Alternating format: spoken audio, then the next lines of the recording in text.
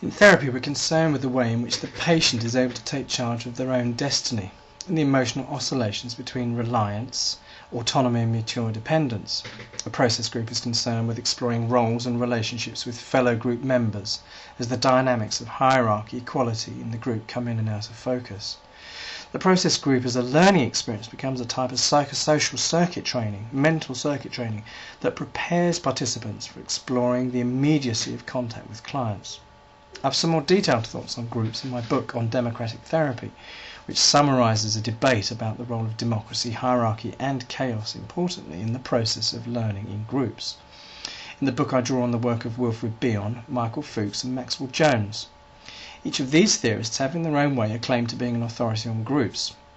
Bion, Fuchs and Jones agree on some issues, that groups are important and that we can learn a great deal from each other, but they also depart on some fundamental issues. Bion is very difficult to read and often complex, but his approach to exploring the obstacles to maturation and equality are valid and effective. The role of the leader in the group, if we follow Bion's model, will tend towards criticality, will observe the negative states of the group, will question social conventions and is concerned with detail.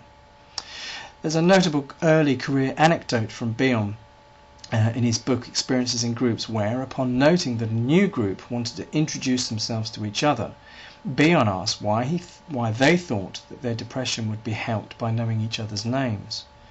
In the anecdote, Bion tells us that the group was plunged into a stony silence by his intervention, and that he felt he'd somehow made a terrible gaffe. What we deduce, I think, is that Bion was genuinely interested in scrutinising the question of naming self and other, and how the group process would be affected by the event of naming. We see that he felt bad about asking the question, even though he was genuinely curious. And we also see that the group felt him to be either rude or disapproving. It was the negative response of the group to his question that was more important than his question.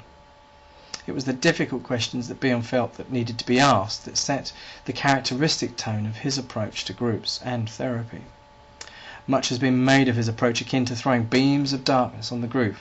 It's not everyone's cup of tea.